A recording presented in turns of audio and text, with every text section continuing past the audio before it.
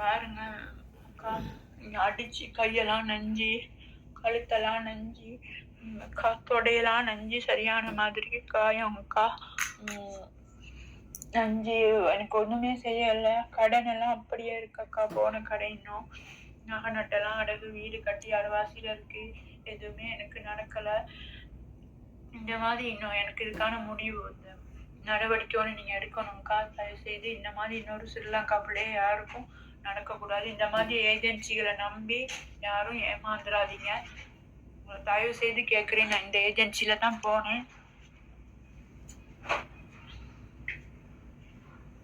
6-7 தரம் இந்த ஏஜென்சிக்கு கால் பண்ணி என்னைய வேற வீட்டுக்கு மாற்றி கொடுங்க, உதவி செய்யுங்க அப்படின்னு சொன்னி இந்த ஏஜென்சி எந்த ஒரு இதுவும் எனக்கு செஞ்சு கொடுக்கல. அதனால தான் எனக்கு கடைசியில் இந்த நிலைமை. கடைசி நான் ஏர்போர்ட்ல செருப்பு கூட இல்லாம என் வீட்டுக்கு வர்றதுக்கு காசு கூட இல்லாத நிலைமையில எனக்கு இப்படி செஞ்சு என்னைய கொண்டாந்து போட்டாங்க. இதுதான் அந்த agency. Assalamu alaikum everybody. I think you all watched the video. That video was from Velasamy Sasikala, this lady name. She's from Sri Lanka. She's almost working 11 months one Kuwaiti house.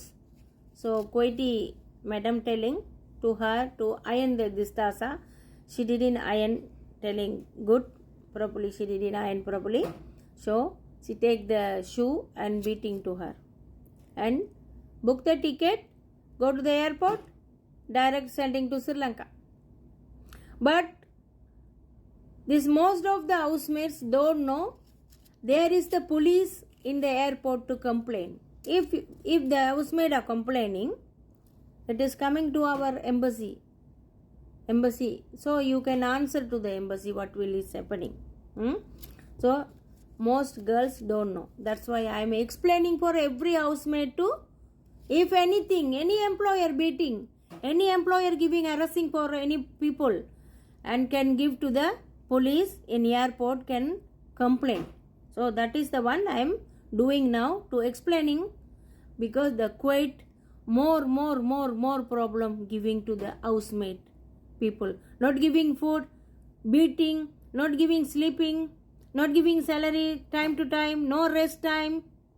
So every time I am explaining to our country ladies. And the அன்பான உறவுகளே, இந்த சகோதரி வெள்ளசாமி சசிகலா இவங்களுடைய பேர். இவங்க இலங்கைக்கு போயிட்டாங்க. இப்போ இவங்க என்னுடைய தொடர்பு கொண்டிருந்தாங்க. நான் ஃப்ரான்ஸில் இருந்த பொழுது எனக்கு அந்த அளவுக்கு ரொம்ப வேலைகள் செய்ய முடியல. உங்களுக்கு எல்லாத்துக்குமே தெரியும். நான் கொஞ்சம் கட்டு பிடிச்சிக்கிட்டு நான் வரேன்ண்டு. நான் வந்து இப்போ ஒரு கிழமை தான் ஆகுது. அதுக்கடையில் எனக்கு அவங்க கால் பண்ணலை. ஒரு நேற்று மெசேஜ் ஒன்று போட்டிருந்தாங்க. அப்போ நான் பார்த்துருந்தேன், அக்கா இப்படி எனக்கு பிரச்சனையாக இருக்குது அப்படின்னா. நான் அடித்ததாக சொல்லலை. முந்தா நாள் இந்த சகோதரியை திஸ்தாஸை அயன் பண்ண சொல்லியிருக்கிறாங்க. அயன் பண்ண முடிய சரியில்லைன்னு சொல்லிட்டு அடித்து துன்புறுத்தி சூசால் அடித்து அந்த பொம்பளை வந்து அந்த குவைட்டி பெண்ணு வந்து கொண்டு போயிட்டு டைரெக்டாக எங்கள் ஏர்போர்ட்டில் விட்டுருச்சு. அப்போ நான் வந்து ராமாயணம் பாடிக்கிட்டே தான் இருக்கிறேன். உங்களுக்கு எல்லாத்துக்கும் எல்லா ராமாயணம் நான் பாடிக்கிட்டே தான் இருக்கேன். எந்த நாளும் இந்த ராமாயணம் பாட இயலாது தானே, சொல்லுங்கள் பார்ப்போம். உங்களுக்கு முடிஞ்ச வர எங்களை மாதிரி ஆளுகளை தொடர்பு கொள்ளுங்கள், எம்பசியை தொடர்பு கொள்ளுங்கள், குவைட் போலீஸை தொடர்பு கொள்ளுங்கள், அமல மன்சூலியா கம்ப்ளைண்ட் பண்ணுங்கள், அங்கே போயிட்டு பண்ணுங்கள். 2-3 இடம் இருக்குது இந்த குவைட்டில் கம்ப்ளைண்ட் பண்ணுறதுக்கு. நாங்கள் வெளிநாட்டுக்கு வந்தோம்னா ரொம்ப திடனாக இருக்கணும், பொம்பளைங்க திடனாக இருக்கணும் தான் நானும் சொல்கிறேன். ஆனால் நீங்கள் கேட்டப்பாடு இல்லை. ஆகையால் இந்த சகோதரி என்ன செஞ்சுருக்கிறாங்கன்னு கேட்டால், உடனடியாக டிக்கெட்டை புக் பண்ணி டைரெக்டாக ஏர்போர்ட்டில் கொண்டு போயிட்டு ஒரு சப்பாத்து கூட இல்லை அந்த பிள்ளைகிட்ட. அந்த இன்னொரு சகோதரி, நம்மளுடைய இலங்கை சகோதரி கண்டு அந்த பிள்ளைக்கு சப்பாத்து ஒன்று கொடுத்து 2 கேடி கையில் கொடுத்துருக்கு. அப்போ நான் என்ன சொல்கிறேன்னு கேட்டால், உங்களால் இந்த மாதிரியான பிரச்சனைகள் உங்களுக்கு யாருக்காவது நடக்குதா? உங்களை அடிக்கிறாங்களா, துன்புறுத்துறாங்களா, காயப்படுத்துகிறாங்களா, சம்பளம் கொடுக்கலையா, செக்ஸ் டார்ச்சர் கொடுத்து நீங்கள் என்னமோ ப்ரெக்னென்ட் ஆகி அதை கிளச்சி கொண்டு போயிட்டு விட்டுறானுங்களா? முன்னுக்கு மட்டும்தான் நிற்பாங்க அவங்க அந்த எம்ப்ளாயரு. அதுக்கு அங்கிட்டு நிற்க மாட்டாங்க. அங்கிட்டு இருக்கிறாங்க போலீஸு. தயவு செய்து நம்மளை இழந்துக்கிறாதீங்க. நம்மளுக்கு கிடைக்கிற ஒரு 5-10 நீங்கள் இழந்துடாதீங்க. உங்களோட சம்பளத்தை இழந்துடாதீங்க. ஆகையால உள்ளுக்கு போயிட்டு சொல்லுங்க, பாபா இங்கே பாருங்க நீ அடிச்சிருக்கிற மாதிரி இந்த எம்ப்ளாயரு, இங்கே பாருங்க எப்படி காயம்னு, எனக்கு சம்பளம் கொடுக்கல, அது கொடுக்கல, இது கூட என்னாவது சொல்லி அவங்கக்கிட்ட ஒரு கம்ப்ளைண்ட் ஒன்று பண்ணுங்க. அவங்க உடனே நம்மளோட எம்பசிக்கு பாரம் கொடுப்பாங்க. அதுக்கு ஏற்பாடு நடக்கும் வேலை. சரியா? அதே அந்த அந்த விஷயத்தை உங்களால் செய்ய முடியலையா? நீங்கள் அடிப்பட்டு உதப்பட்டு உங்களுக்கு என்னமாவது அசம்பாவம் அந்த உடம்புக்குள்ளே ஒன்றமாவது நடந்துருந்துச்சா? நம்மளோட ஏர்போர்ட்டில் போயிட்டு அங்கே இருக்கிறாங்க ஒரு டாக்டர், அங்கே யாருக்கிட்ட கேட்டாலும் சொல்லுவாங்க, நாங்கள் இருக்கிறாங்க ஒரு டாக்டர் இருக்காங்க, ஏர்போர்ட் உள்ளுக்கு ஒரு டாக்டர் இருக்கிறாங்க. அந்த டாக்டர்கிட்ட போயிட்டு நாங்கள் சர்டிஃபிகேட் வாங்கணும், நான் இப்படி இந்த வெளிநாட்டிலேருந்து குவைட்லேருந்து வரும்போது எம்ப்ளாயரால் தாக்கப்பட்டு அடிப்பட்டு உதப்பட்டு தான் இந்த காயங்கள் ஏற்பட்டதுன்னு சொல்லிட்டு அந்த டாக்டர் பார்த்துட்டு உண்மையா பொய்யான்னு சொல்லிட்டு அவர் லெட்டர் ஒன்று கொடுப்பார், அந்த டாக்டர் கொடுப்பார். அந்த டாக்டர் கொடுத்த கைக்கு தான் நீங்கள் வெளியில் போகலாம். அதே மாதிரி உங்களுக்கு சல்லி இல்லையா, பிரச்சனையா, இந்த மாதிரி ஒரு சதம் கையில் இல்லாமல் உங்களை கொண்டு போயிட்டு கை கழுவி விட்டுட்டாங்களா, நீங்கள் ஏர்போர்ட்டில் போயிட்டு தத்தளிச்சுக்கிட்டு நிற்கிறீங்களா, அங்கே பீரோ ஆஃபீஸ் இருக்குது. அங்கனைக்குள்ளேயே அந்த இடத்துலையே பீரோ ஆஃபீஸ் இருக்குது. அந்த பீரோ ஆஃபீஸை யாருக்கிட்ட கேட்டாலும் பீரோ ஆஃபீஸ் எங்கே இருக்குன்ட்டு அங்கனையே தான் இருக்கும், ஏர்போர்ட் உள்ளுக்கே தான் இருக்கும். அந்த இடத்துல போயிட்டு சொல்லுங்கள், நான் இப்படி பாதிக்கப்பட்டு வந்தேன். ஆனால் முதல்ல என்ன செய்யணும், நீங்கள் ஏஜென்சி பேரை சொல்லி அந்த இதுக்கிட்ட எல்லாம் செஞ்சுக்கிட்டு அங்கனைக்குள்ள போயிட்டு நீங்கள் டாக்டர்கிட்ட லெட்டரை வாங்கிட்டு நீங்கள் போயிட்டு பீரோவுக்கு சொல்லணும், எனக்கு காசு இல்லை போகிறதுக்கு, நான் இப்படி ஆபத்தில் வந்திருக்கிறேன் அப்படின்ட்டு. ஒன்று அவங்க வாகனம் கொடுப்பாங்க, அப்படி இல்லைன்னா காசு கொடுப்பாங்க உங்களுக்கு போகிறதுக்கு. உங்களுக்கு முடியாட்டி நீங்கள் சுக இனமாக இருந்தீங்கன்னு சொன்னால் உங்களை வீட்டுக்கே கொண்டு போயிட்டு விடுறதுக்கு அந்த சந்தர்ப்பமெல்லாம் அங்கே இருக்குது. ஏன்னு கேட்டால் அதனால் வந்து தான் நாங்கள் பீரோ செஞ்சுட்டு வந்தோம். அதே மாதிரி 2 வருஷம் முடிஞ்ச பிற்பாடு இந்த குவைட்டி வீட்டுகளில் இன்னும் 2 வருஷம் நான் இருக்க போகிறேன் நீங்கள் இருக்குன்னு சொல்லி நினச்சிங்கன்னா உடனடியாக போயிட்டு எம்பசியில் வந்து நீங்கள் பீரோ கட்டிக்கிட்டு வாங்க.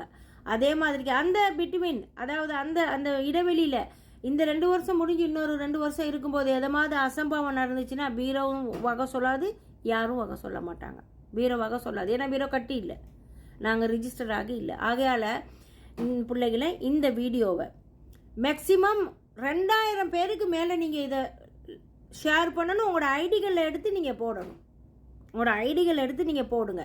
அப்போ போகிறவங்கக்கிட்ட ஏர்போர்ட்டில் இருந்து அடிப்பட்டு நீங்கள் போனீங்களா, யாருக்கிட்டையும் உங்களுக்கு போனலாம், இந்த இந்த இந்த இந்த லேடி விட்டு இந்த சசிகலா விட்டு ஃபோனெல்லாம் பிடுங்கிட்டா. அந்த மனுஷி ஃபோனெல்லாம் வீட்டில் இருந்தே பிடுங்கிட்டா. அந்த சொந்த ஃபோன் அந்த புள்ளோட சொந்த சல்லியில் எடுத்தது. ஏர்போர்ட்டில் போயிட்டு ஃபோனை கொடுன்னு சொன்னா மாக்கு ஃபோன் नाको जुवाल येला रो हाँ आना मयती जुवाल मयती जूती माको रो मतार माको जूती माको है डिनर लेस अद गल्प माइको वाला अदे मल्ला कोफ मयला ஐ எம் ஸோ சாரி. எனது அன்பான உறவுகளே, இப்போ இந்த தெரிஞ்சுக்கிறங்க நல்லாவே. இந்த வீடியோவை தயவு செய்து ஷேர் பண்ணுங்கள். இந்த சகோதரிக்கு இந்த மாதிரி தான் இந்த மாதிரியான விஷயங்கள் நடந்துச்சுன்னு சொன்னால் நீங்கள் கட்டாயம் ஏர்போர்ட்டில் போயிட்டு போலீஸோடைய உதவியை நாடுங்க. அப்படியும் உங்களால் முடியாமல் போயிடுச்சின்னு சொன்னால் ஆனால் எந்த ஒரு பிரச்சனையும் குவைட்லேயே தீர்த்துக்கிட்டு போங்க. அதுக்கு அங்கிட்டு போனால் அதை விட நம்ம நாட்டில் தெரியும் தானே, குவைட்டில் உள்ள பிரச்சனையை குவைட்லேயே தீர்த்துக்கிட்டு போகணும்.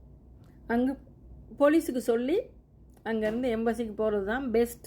அதுக்கு பிற்பாடு நம்மளால் ஒன்றும் செய்ய முடியாமல் போயிடுச்சா, உங்களுக்கு சந்தர்ப்பம் கிடைக்கலையா, நீங்கள் ஸ்ரீலங்காவில் போயிட்டு அந்த டாக்டர்கிட்ட போயிட்டு கம்ப்ளைண்ட் பண்ணிக்கிட்டு அவர்கிட்ட அந்த லெட்டரை வாங்கிக்கிட்டு அதுக்கு பிற்பாடு பீரோவுக்கு போனீங்கன்னு சொன்னால் உங்களுக்கு எல்லாம் வசதிகளையும் ஏற்படுத்தி கொடுப்பாங்க, வாகனம் கொடுப்பாங்க, அப்படி இல்லைன்னா காசு கொடுப்பாங்க போகிறதுக்கு.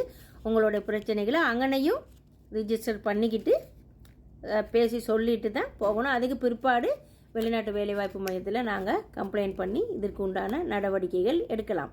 ஆனால் எதுவாக இருந்தாலும் குவைட்லேயே இந்த விஷயத்தை செஞ்சுக்கிட்டு போகிறது தான் 100க்கு 100 நல்லது. ஆகையால் மறந்துடாதீங்க.